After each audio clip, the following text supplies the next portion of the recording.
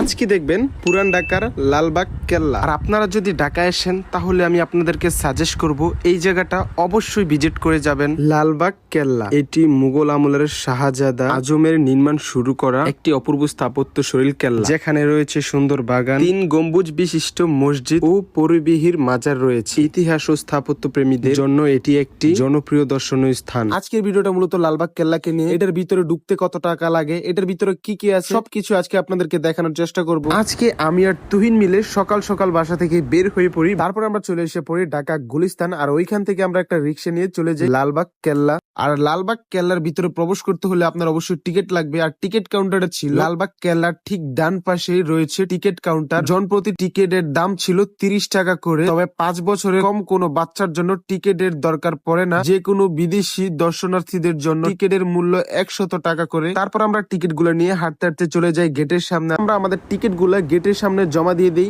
আর আমরা গেটের ভিতরে প্রবেশ করে দেখি এত সুন্দর ওয়েদার। আর এই ওয়েদারে লালবাগ কেল্লাটা ঘুরে দেখতে বেশ